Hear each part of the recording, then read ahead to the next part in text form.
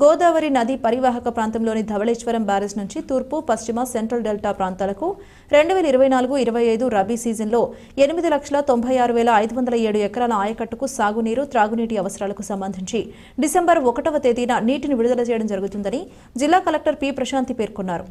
స్థానిక జిల్లా కలెక్టర్ కార్యాలయ సమావేశ మందిరంలో నిర్వహించిన తూర్పుగోదావరి జిల్లా నీటిపారుదల సలహా మండలి సమావేశానికి జిల్లా కలెక్టర్ పి. ప్రశాంతి అధ్యక్షత వహించారు. ఈ సమావేశంలో joint collector Chinnaramudu, DRO Sitaramamurthy, ఆర్డీఓలు కృష్ణానాయక్, రాణి సుష్మిత, ఇరిగేషన్ అధికారులు పాల్గొన్నారు. ఈ సందర్భంగా కలెక్టర్ మాట్లాడుతూ 2024-25 రబీ సీజన్లో ఆయకట్టు కింద గోదావరి డెల్టా క్రింద డిసెంబర్ 1వ తేదీ నుంచి 2025 మార్చి వరకు 8,96,507 ఎకరాల ఆయకట్టుకు సాగు, త్రాగునీరు అవసరాలకు నీటిని విడుదల చేయడం జరుగుతుందన్నారు. ఇందులో భాగంగా తూర్పు డెల్టాకు 2,64,507, పశ్చిమ డెల్టాకు 4,60,000, సెంట్రల్ డెల్టాకు 1,72,000 ఎకరాల ఆయకట్టుకు సాగునీటిని విడుదల చేయనున్నట్లు తెలిపారు. ప్రస్తుతం గోదావరి నదిలో 91.35 టీఎంసీల నీరు అందుబాటులో ఉందన్నారు.